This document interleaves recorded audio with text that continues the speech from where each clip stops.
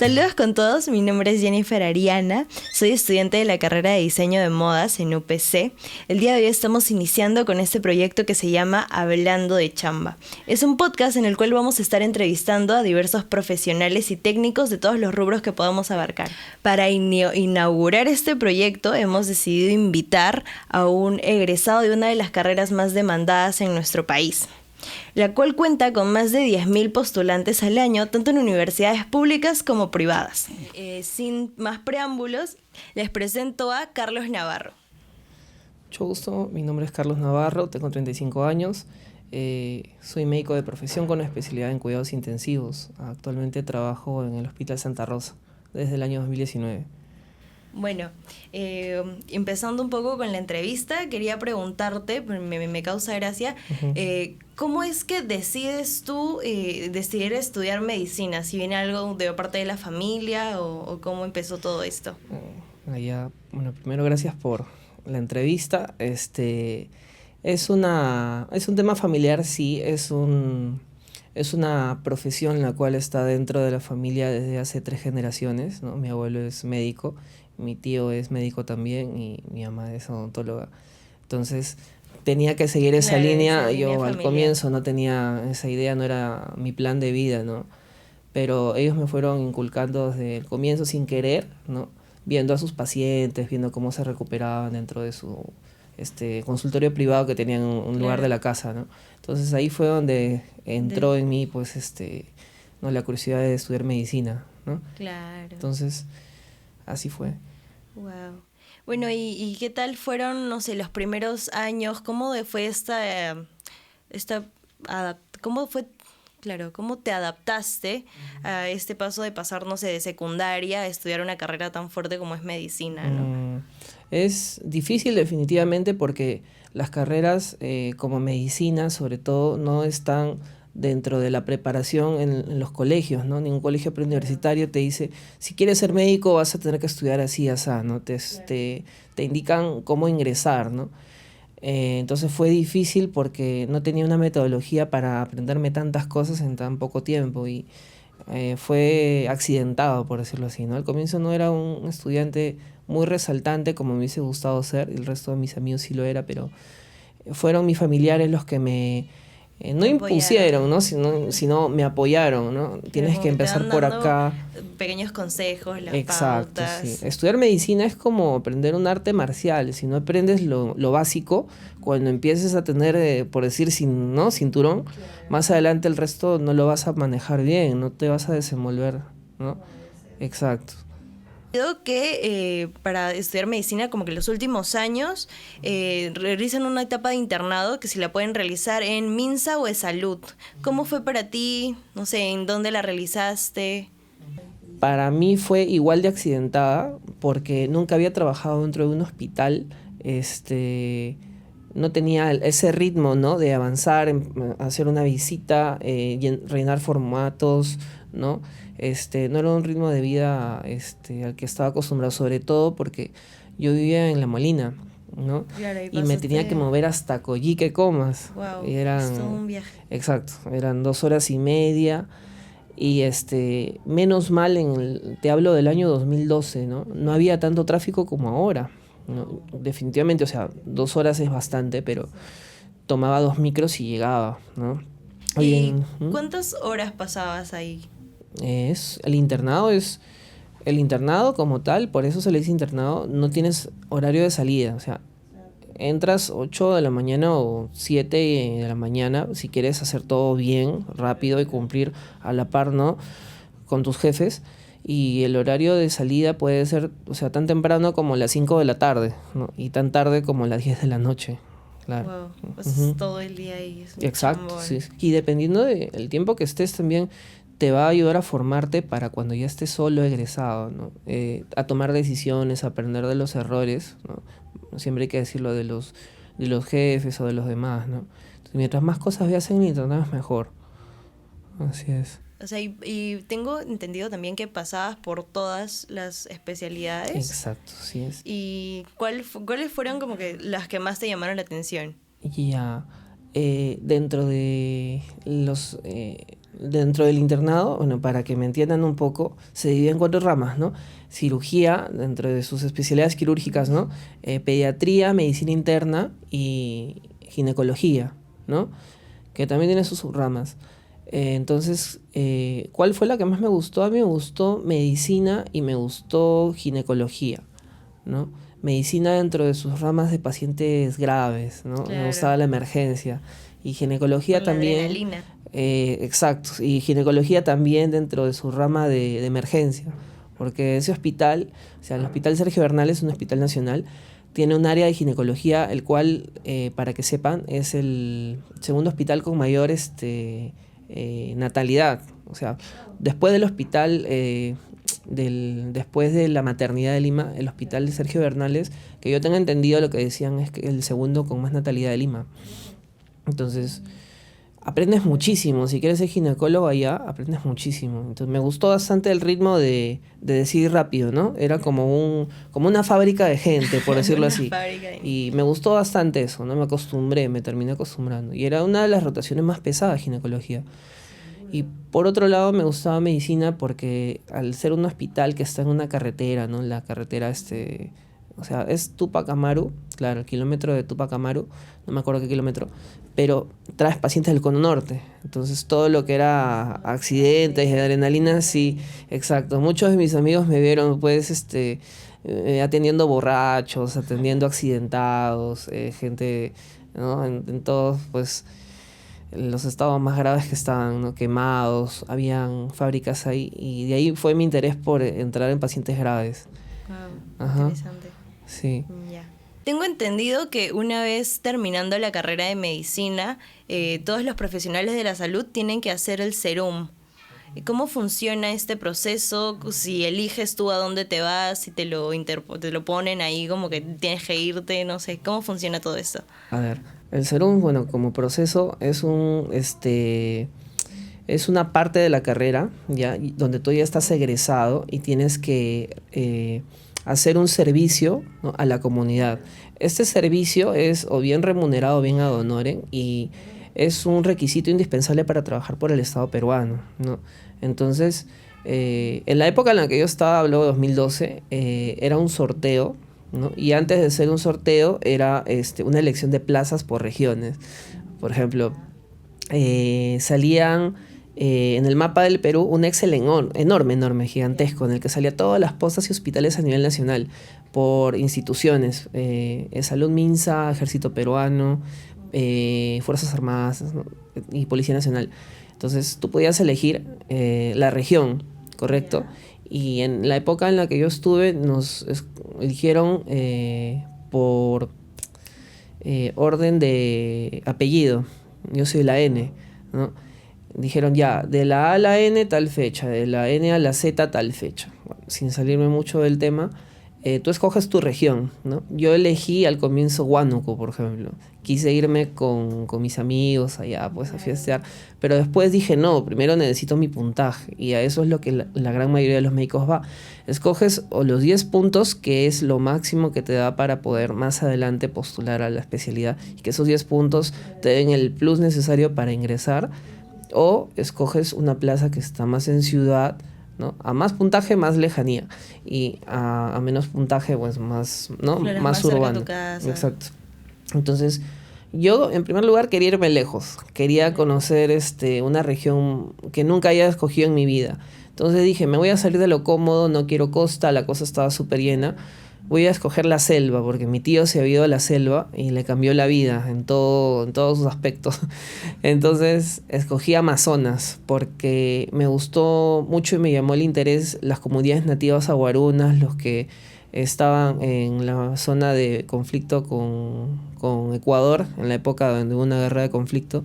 Entonces me llamó muchísimo, ¿no? La atención de cómo es que ellos vivían y así fue como escogí Amazonas. Y anecdóticamente, si les cuento que yo, el día del sorteo, ya me llamaron la letra N, ya, Navarro tal. ¿Usted qué quiere elegir?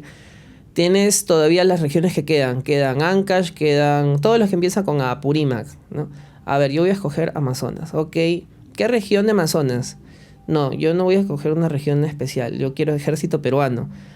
Y me miraron así con cara de, ¿pero por qué? Mira, yo quiero ejército peruano y tal cuartel voy a elegir.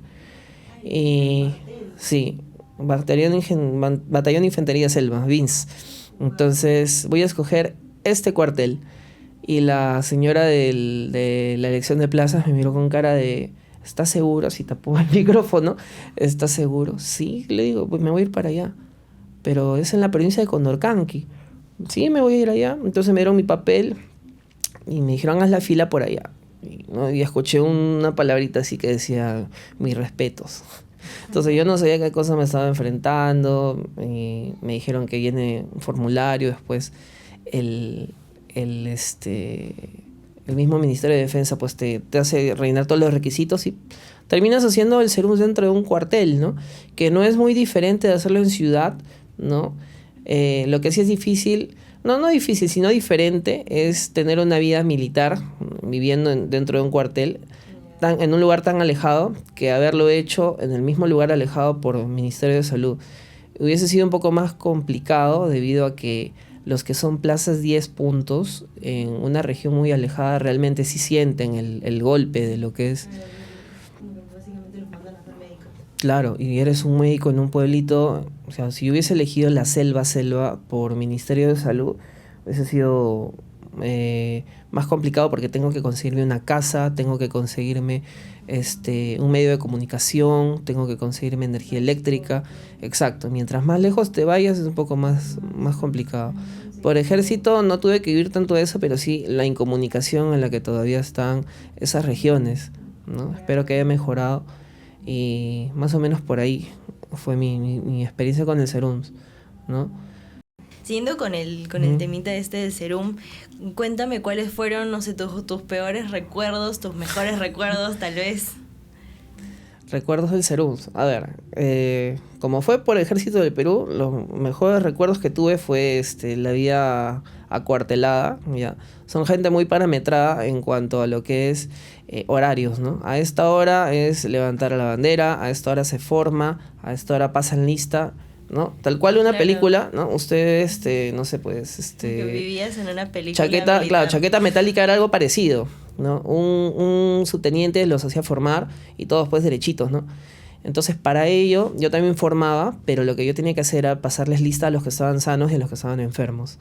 Entonces eso me parecía bueno porque realmente eran muy puntuales, ¿no? Si no llegabas a esta hora no comías, si no llegabas a esta hora no cenabas, así. Se lo tomaban muy en serio, claro. Lo otro también es que, bueno, aprendí mucho de ellos en cuanto a la resiliencia, lo que tanto le dicen. Allá le dicen tener temple, tener moral. Dice, ¿cómo está la moral? Ya se me quedó. Entonces, esos fueron los valores de los militares que hasta ahora me han gustado y esa es la parte más positiva, ¿no? Me dieron bastante tiempo para estudiar también, a veces no ocurría nada. Entonces me daba el tiempo de luz eléctrica que había para estudiar, así que pude aprovecharlo bastante para prepararme. Esas son las partes positivas. ¿Y algún recuerdo así anecdótico que tengas? Anecdótico, bueno, como es la selva y esa parte de Amazonas es selva virgen, bueno, todo lo que es comida de monte, ¿no? Haber comido venado, haber comido lo que hoy en día tanto les gusta ver de mascota, el capibara. Ya. Ay, ¿se comían los capibaras? Sí, eso los comían allá. Qué loco. Sí, los cazaban, ¿no? Y bueno, como son comunidades nativas, bueno, ellos no depredan, sino cazan unos 3, 4 y lo comen, ¿no? Y el resto dejan que se reproduzcan. Sí, todo lo que es, no todo lo que la selva produce lo comíamos, pues. Y es que el lugar es muy lejos y a veces el cielo se cerraba y el helicóptero no podía entrar. Entonces, antojitos a tu casa, como me decían, ¿no? Entonces, ese es un recuerdo anecdótico de allá. Claro, así es. Loco, comer animales. Creo que ahora son domésticos, ¿no? Sí. Y bueno, tienen una vida muy conectada a la naturaleza. Es lo que me gustaba de allá, ¿no? No había internet directamente ¿no? Señal de teléfono. Entonces tú podías ocuparte en hacer ejercicio, ¿no? En leer. Eran gente bastante leída, leían bastantes obras de literatura peruana. Sí, eran, ¿no? Muy, muy bonito. pero lógicamente extrañas a tu familia, pues, ¿no? Y muchos de ellos tenían hijos, yo en esa época era soltero, ¿no? Tenía cara familiar, entonces es un trabajo para gente pues joven y soltera, ¿no? Incluso los mismos militares de allá iban cuando querían tener puntaje para hacer carrera militar. Entonces lo aprovechaban, ¿no? Claro que el inconveniente de allá podía ser el clima, ¿no? Es 40 grados y a veces Ay, no, llueve qué 4 o calor. 5 días. Sí, sí, aquí nada más que hace un poquito de calor, No, nos estamos allá, encochando allá sí eran allá 40 grados y y... sin ventilador, Sí, sin mucho mosquito hielitos. también. Sí, no, el ejército me cambió la vida, así como lo hizo con mi tío, y te forma otro carácter. Sí, Te da otro punto de vista, tal sí, vez. otro punto de vista. Así es, ya. Bueno, ya habiendo dicho lo bueno, lo anecdótico, ¿cuál ha sido tu peor recuerdo en el Serum? Mm, pero recuerdo como tal, así que me haya marcado la vida, tan fuerte no, en realidad. Fue más haber estado lejos de mi familia, ¿no? Haberme perdido los cumpleaños de mis familiares, ¿no? Y por ahí uno que falleció y que no pude estar, ¿no? Sin embargo, no peor recuerdo, sino algo que no me hubiese gustado que me pasen como el resto de los erunistas, ¿no? Que es de repente la lejanía a la ciudad, ¿no? Y la disponibilidad de alimentos. Eso fue de repente algo que ¿Chocó? nos perjudicó un poco durante un corto tiempo, ¿no? Hasta que las condiciones climáticas ya permitieron el abastecimiento. Pero fuera de eso, convivir con la gente de la selva te hace dar cuenta de que si vives cerca de un río puedes pescar, ¿no? Si vives cerca de un bosque puedes ir a cazar. Y eso fue algo que hice con los soldados, ¿no? Recuerdo muy bien, había un militar que él mismo fue con un nativo y un fusil al monte. Y por primera vez en mi vida, si suena contrario, jalado los pelos, yo escuché 3 balazos, ¿no? Y yo estaba feliz. ¿Qué? ¿Por qué? Porque él ya había encontrado algo. Claro, Ya ya había sabías que ibas a comer. Exacto. Y dije, por fin, ¿no? Por fin cazaron algo, ¿no? Y bien, o sea, vino y se trajo un venado. O sea, Wow. feliz de haber escuchado, ¿no? Ese tipo de Claro, cosas. acá escuchas un balazo y sales corriendo. Claro, sí, y ya había la temporada de caza, ¿no? Entonces, ese fue un recuerdo no tan... Bueno, sabiendo todo esto, viviendo todo lo que has vivido, ponte que, no sé, que crean una máquina del pasado. ¿Volverías al pasado y harías el Serum en el mismo lugar o elegirías otro lugar diferente? A veces pienso que hubiese elegido el mismo lugar, de verdad, así me digan, no, pero ¿por qué si no te hemos visto en tantos años? Elegiría el mismo lugar, pero tendría otra forma de comenzarlo, ¿no? No llevaría, por ejemplo, mi ropa de marca, no llevaría... ¿no? La mayoría de feministas hace eso, o sea, se va todo Bien vestido, bien vestido arreglado. y terminan pues, o sea, arruinando todo el atuendo con el que llevaron, ¿no? Habría llevado o sea, habría ido preparado con otro tipo de cosas, un estabilizador, de repente habría llevado vitaminas, ¿no? O algo más para que no me choque tanto el cambio de comida. Pero después El de clima eso, también. el clima, exacto, repelente, esas cosas, ¿no? Siempre ayuda. Ah, exacto, sí, mira un limeño que se va a la selva, ¿no? Le va a chocar. Pero después creo que sí habría elegido el mismo lugar. Sobre todo por el ejército peruano, sí habría elegido el mismo lugar. Una vez terminando el Serum, tienes que hacer tu residencia, ya hablaremos de eso en un momento. Quisiera saber, una vez entras ya a lo laboral, a la cancha, por así decirlo, ¿cuáles han sido los casos que más te han chocado? Los casos así que no hayas como que sabido qué hacer en el momento, que te hayas puesto así nervioso, si tienen algo en común entre ellos. Bueno, nosotros como médicos de cuidados intensivos, como les decía, ¿no? A veces tenemos que dejar las emociones de lado, ¿no? Bueno, pacientes que nos hayan dado interés especial, ¿no? Son aquellos que a veces no tienen familia o llegan sin algún dato, ¿no? Que te vaya a contribuir al desarrollo de resolver la historia clínica. Muchos de ellos llegan como NN, por decirlo así, ¿no? Provenientes de la emergencia. Resulta que en Lima, ¿no? Y en otras ciudades, ¿no?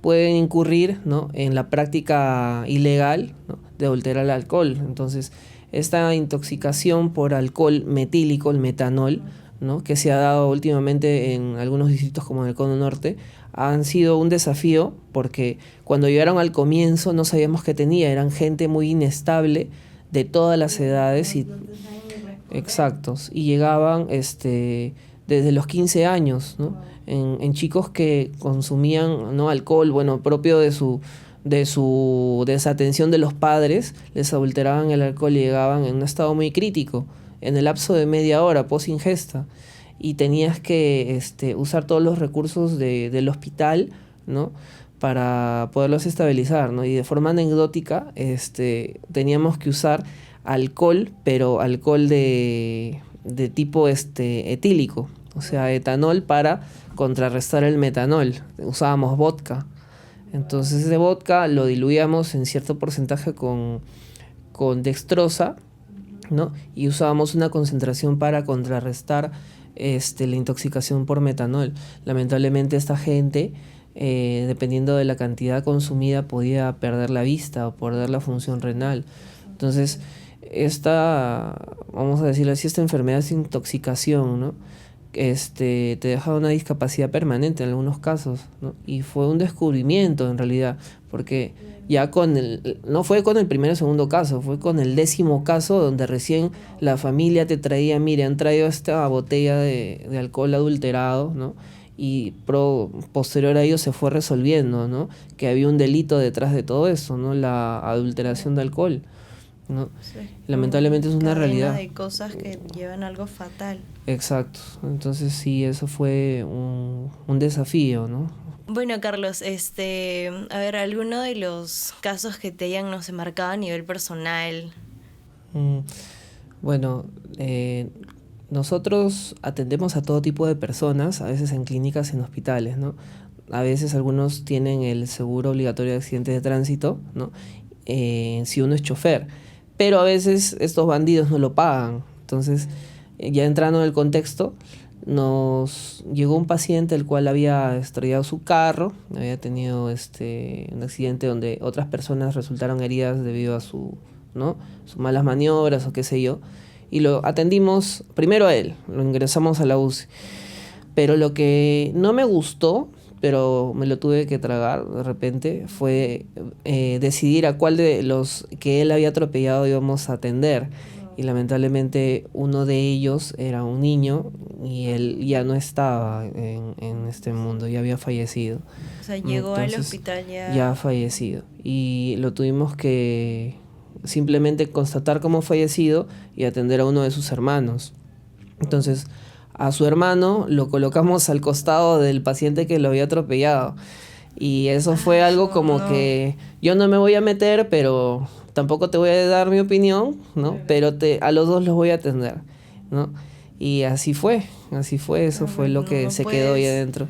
No puedo dar mi opinión, no es mi profesión dar mi opinión, eso se encarga de la justicia, ¿no?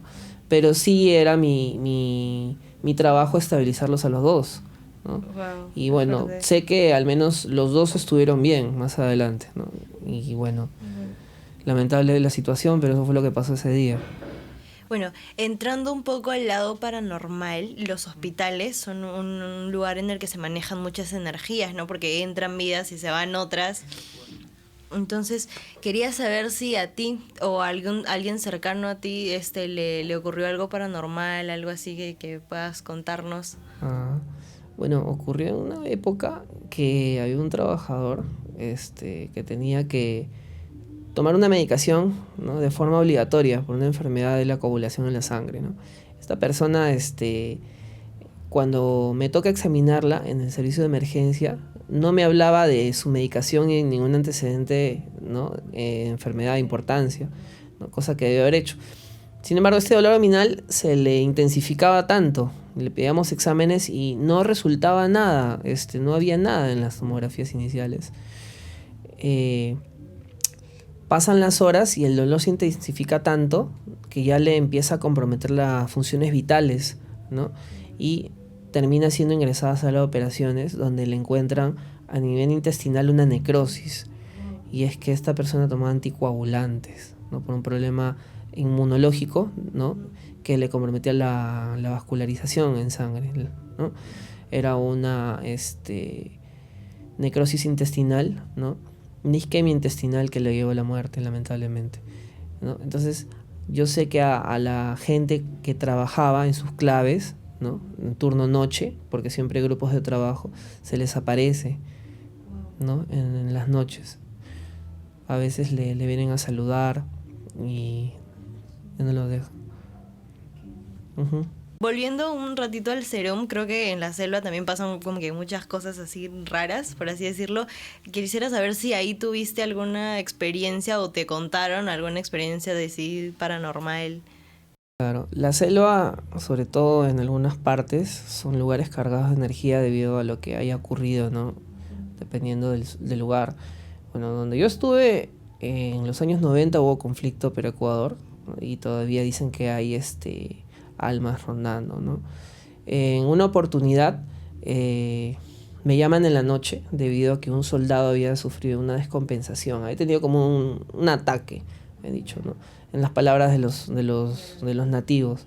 Pero cuando me acerco ya a la cuadra de los soldados, estaban rodeando a uno de ellos, ¿no? Y estaba a su costado su jefe, por decirlo así, ¿no? Un suboficial, un oficial.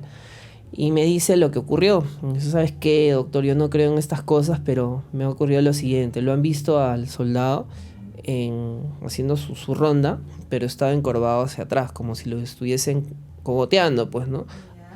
Y el que lo vio, dicen que había una sombra que lo estaba, ¿no? Agarrando fuertemente. Y que cuando él se acercó, se desvaneció. Entonces lo condujeron a la cuadra. Y ahí fue donde le preguntaban qué le pasaba, ¿no? ¿Qué te pasa? Y les dice, yo he visto al diablo, me dice. Y el oficial le dice, pero ¿el diablo dónde está? Y apunta con su mano hacia una esquina de la cuadra. Y suenan 2 golpes fuertes como golpeando madera con la mano. Eso es lo que me dicen todos, y me dijeron todos, ¿no? Eran como 10 personas. Y en ese ven allá y ven una sombra negra. Posterior a ello, inmediatamente se apagan todas las luces de los celulares. Todas las linternas se apagaron al unísono. Y pasó eso y todos se pusieron a gritar. Y estaban nerviosos, sumamente nerviosos. Y me dijeron que a dónde voy. Entonces me iba justo al frente de la cuadra donde había una enfermería. Y yo lo que quería sacar un sedante, ¿no? Quería sacar diazepam o algo. Pero para tranquilizarlo. Claro, por su estado de nerviosismo, para que no altere a los demás, ¿no? Y me decían que en la enfermería también estaba el diablo. ¿Pero por qué? Entonces, entrando en razonamiento, es que en la época del conflicto Perú-Ecuador, ahí es donde conducían a todos los heridos. Entonces ha sido un lugar, ¿no? Donde ha habido bastante movimiento. Entonces me dijeron, lo vamos a acompañar. Y yo quería entrar pues haciéndome el valiente. No, mira, ¿dónde estás? ¿Dónde estás? Le decía. Pero para ellos es muy, muy importante ese tipo de cosas de creencia, hay que respetar. Y cuando yo lo examino a él, después de haber colocado el ansiolítico, ¿no? Lo examino, si es que realmente le había pasado algo. Y en su cabeza, a nivel de cuero cabelludo, había una lesión como de corte, como si hubiese sacado helado con una cuchara a nivel de cuero cabelludo. Y eso fue algo que no me supo explicar hasta el día de hoy, cómo es que le resultó de estas cosas, o si alguien le hubiese hecho algo así. Sí, pero era como un corte bien hechecito con una cuchara, ¿no? Como una cucharita a la piel. Entrando ya a lo más, creo lo más cercano, a la etapa del COVID, quiero saber cómo viviste esa etapa, ¿no? Porque ustedes fueron los que estuvieron ahí de primera mano. Es una pregunta con una respuesta muy larga, ¿no? Voy a tratar de resumírtelo un poco. La época del COVID para nosotros empezó de repente no en el mes de marzo, cuando hubo el confinamiento total, sino ya desde enero, cuando sabíamos nosotros de que había una epidemia al comienzo en el este asiático, ¿no? Entonces, para nosotros como que teníamos siempre el temor, como pasó en la influenza, de que algo grande se va a desencadenar y ojalá Dios quiera no nos dé, pero lamentablemente nos dio. Entonces nosotros ya estábamos advertidos de eso, pero a veces el gobierno no se encarga de las cosas hasta que ocurren, ¿no? A nosotros nos entregaban a los pacientes con diagnóstico de COVID-19, pero no habían pruebas. Y ocurre que al comienzo había gente que no tenía COVID y lo tratabas como si fuese COVID. Y había gente que tenía COVID y estaba a tu costado. ¿Ya? Y eso fue porque no todos los pacientes graves tenían COVID, sino los pacientes con los que te cruzabas en la calle, sino incluso hasta el que te servía la comida. Al inicio tenía no se COVID. sabía, creo Exactamente. que había personas también. Exacto. Creo que había también personas que no les llegaba el... Había gente que era portador sano y contagió a toda su familia. Entonces, pasa que el COVID nosotros lo vimos, pero en su fase más severa. Pero ocurre lo siguiente, la gente que contrajo COVID, ¿no? Siendo positivo ya lo has tenido 2 semanas antes, una semana antes. Y a nosotros nos llegaban gente que ya negativizaba el COVID, pero tenía las formas más severas. O sea, el pulmón ya te lo dañó.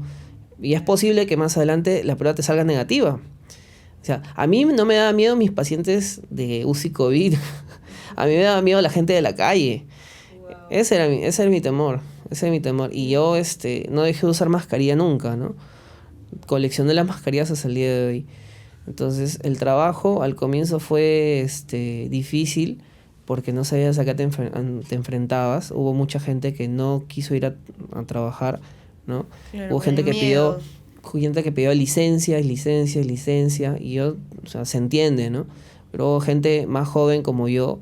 En esa época tenía 31 años que nos metimos al pie del cañón, ¿no? O sea, no podíamos pedir licencia porque no pasaba nada, ¿no? Y a mí nunca me dio nada hasta la tercera ola. Me dio recién con 2 vacunas encima, ¿no? En la tercera ola. Y me dio de lo más terrible. He tenido muchísima suerte. Me dio muy mal. Parecía que me estaba dando una aclimatación de Lima a La Paz y me bajo el avión. Me faltaba muchísimo el aire. Creo que si me hubiese dado, hubieses terminado de paciente UCI también, ¿no? Fue muy distinto porque nunca me imaginé ponerme un traje de ese tipo, ¿no? Y tenerlo puesto durante 12 horas. Ay, nunca me imaginé el dolor de cabeza también que debe ser. Dependiendo de la estación del año te podía sudar tanto y te ponían el agua. Claro, pensábamos, creo que al inicio pensábamos que iba a durar como que 4 meses, algo así, terminó durando 1 año, más de 1 año. Exacto, sí. Eso se debe en parte al desarrollo de las terapéuticas, ¿no? Y también al cómo la sociedad desarrolló esta enfermedad, ¿no? Porque para la sociedad iba a ser, como tú dices, algo momentáneo, ¿no? Pero en realidad fue más la responsabilidad a la que nos pusieron forma obligatoria, ¿no? Lo que es respetar, ¿no? A la gente que estaba perdiendo familiares, ¿no? Y nos poníamos más de ese lado, ¿no? Terminando con esta parte de la entrevista, que es lo de curiosidades, quería saber tu opinión sobre las negligencias. Si no sé si has sabido de alguna, no tienes que decir ningún nombre. Si no quieres responder la pregunta, no hay problema tampoco. Bueno, dentro del paciente crítico nosotros atendemos complicaciones inmediatas, ¿no? Algunas complicaciones inmediatas ocurren mayormente en pacientes quirúrgicos, ¿no? Que es, respondiendo a tu pregunta, la gran parte de las negligencias, por decirlo así, ¿no? A veces por falta de atención, ¿no? O por falta de control dentro de los procedimientos, ¿no? Son pacientes en los que nos hemos enfrentado nosotros y bueno, hemos tenido que apoyar a la respuesta, a resolver la existencia de estas negligencias, ¿no? Hemos visto, las hemos tratado. Claro que había un grupo, ¿no? Aparte al nuestro, que se ha encargado del desarrollo y al resumen de esto, ¿no? Nosotros como paciente crítico también vemos negligencias constantemente, no es a veces poca cosa, ¿no? Pero creo que es parte de una curva de aprendizaje, ¿no? O de volver a acomodar los procesos en los hospitales. Claro, porque igual trabajar con personas es algo complicado, uno no sabe nunca cómo va a reaccionar un cuerpo. Exacto, sí. Por ello es que existen las áreas de calidad dentro de los hospitales y ellos sí son los que, ¿no? Aprietan un poco la tuerca dentro de esa parte, ¿no? De los procesos, ¿no? Hospitalarios. Ya. Bueno, una vez terminas tu serón, ¿con qué realidad te encuentras ya entrando al campo laboral? Bueno, una vez terminado el serón, el médico puede elegir si hace alguna labor como médico general ¿no? O puede postular al examen nacional de residentado médico, ¿no? Pero te das con la realidad, bueno, terminas tu serum si es que lo has hecho a honores, no has percibido algún sueldo, o si lo has hecho, ¿no?, para el Estado con alguna percepción, que no es la misma cuando eres un médico general hoy en día que cuando eres médico especialista, ¿no? La mayoría de médicos generales no perciben ya lo que es antes, ya no alcanza, por decirlo así.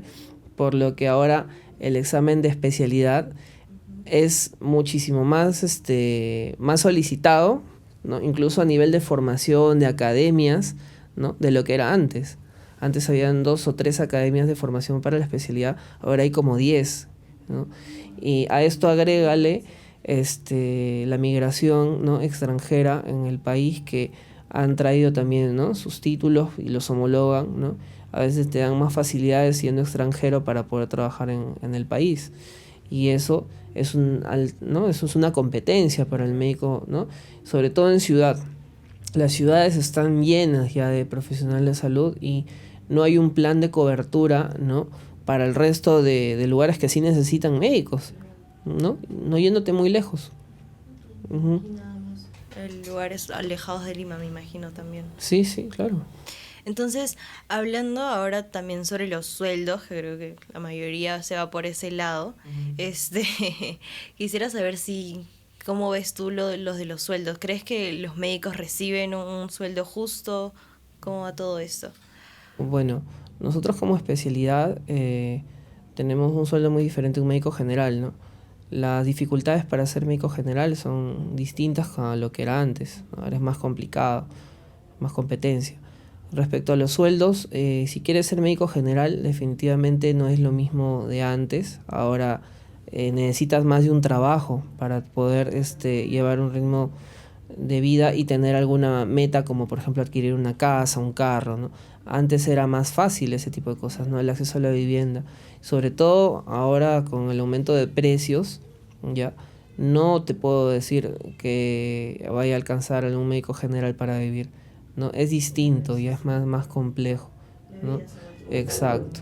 Así, actualmente ya son entre 2 médicos que se casan y ambos pueden adquirir una casa, ¿no? Antes era diferente, ¿no? Un médico podía, ¿no?, tranquilamente adquirir una propiedad, ¿no?, y poder tener una vida normal, ¿no?, con un solo trabajo. Entonces, sin hablar de dinero, y ahí ese es otro tema también por el que el colegio médico, ¿no?, los gremios médicos siempre van a estar solicitando, ¿no?, el gobierno, son las condiciones laborales, ¿no? Las condiciones laborales han sido dejadas de lado, ya algunos ambientes de los médicos son costeados por ellos mismos, ¿no? Ambientes de reposo, vamos a hablar de ello, ¿no? El Colegio Médico del Perú, a nivel de serums, ¿no?, devolviéndonos un poco al tema, no se ha preocupado por la seguridad de los médicos que están trabajando a nivel de...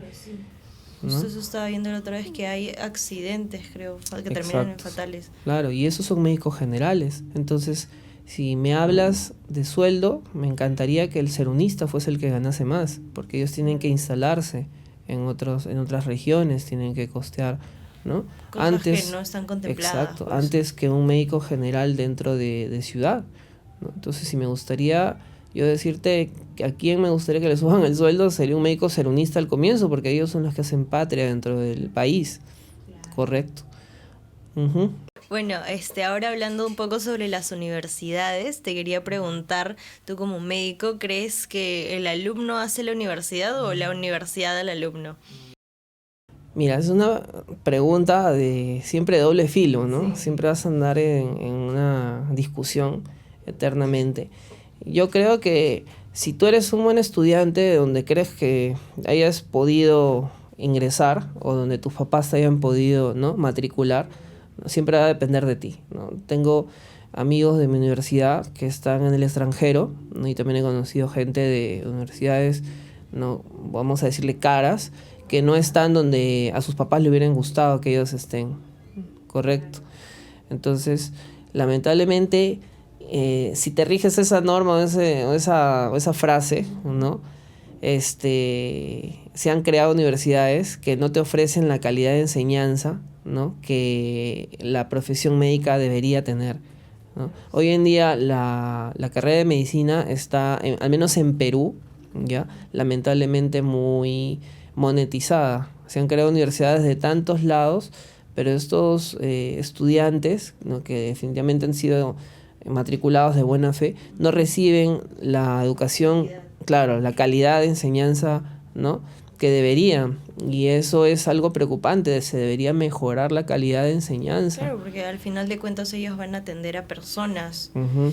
Yo creo que el examen de medicina, el examen nacional de estudiantes de medicina deberían volverlo más difícil, o deberían ya preguntar nuevas cosas, porque eso es un requisito, un indispensable para graduarte, ¿no? Y sobre todo para más adelante tener un título, y, ¿no?, como requisito deberían hacerlo más complicado, ¿no? A mí me costó mucho darlo, pero creo que ahora con la cantidad de médicos que van a salir, deberían subir un poquito más la valla, ¿no? No Claro. solamente a nivel académico, sino ya exigirlos, mandarlos a provincia, ¿no? Sí, y que el Estado mejore las condiciones de trabajo, ¿no? Claro, porque muchas veces en provincia no hay la cantidad que se requiere. Uh-huh, claro.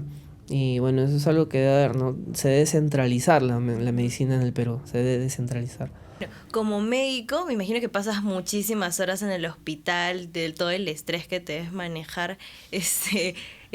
¿Cómo es que sobrellevas todo esto? ¿Cómo es que lo manejas? No sé si lo controlas o algo así. Bueno, los médicos de UCI somos gente muy estresada, y cualquiera que le preguntes, creo que más las doctoras que los doctores de UCI, ¿no? Pero sin embargo, nosotros tenemos a veces algunas formas de pasarla, ¿no? Pasarla, o de dejar las experiencias de lado, las experiencias negativas de lado. Bueno, en mi caso, ver partidos de fútbol, ¿no? Distraerme con deportes, ¿no? Me gusta bastante ver el tenis, el básquet, ¿no? Y también tengo la afición a la música, ¿no?, que siempre lo he tenido de lado, sí, soy entusiasta de la música. Ajá.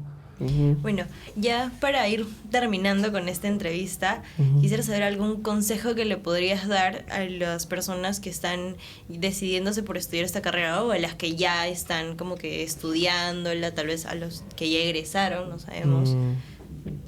Bueno, mi consejo es que la carrera de medicina es una carrera de vocación, ¿no? Es una carrera que tienes que escoger si quieres servir a los demás, en primer lugar, ¿no?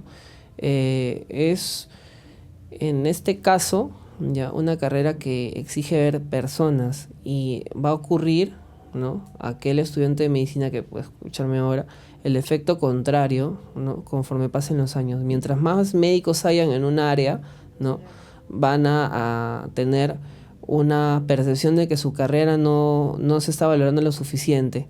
Pero si ustedes acceden, ¿no?, o está en sus metas tener más cantidad de pacientes, pues abarquen en otras regiones del país, ¿no? No todo es la capital, pueden ver diferentes lugares, ¿no? Y no esperen a que eso sea obligatorio por el Estado, ¿no?, y que de repente no les guste la decisión que tomen por ellos, sino que ellos mismos tengan la iniciativa de abarcar lugares donde sí se necesitan médicos. Salir un poco de su zona de confort. Claro, tienen que entender definitivamente que es una carrera de profesión, de vocación, perdón. Yeah. Bueno, Carlos, muchísimas gracias por haber accedido a darnos esta entrevista, por habernos contado tus anécdotas, tus experiencias también, ¿no? ¿Algo que quieras decir? Muchas gracias, sé que soy el primer invitado a este canal y estoy muy alegre por ello, de verdad, por la confianza. Y bueno, aquí este video se despide. Eso sería todo, gracias. Muchas gracias, Carlos. Bueno, a todos también muchísimas gracias por haber visto este video. Los invito a seguir el canal. Muchísimas gracias y adiós.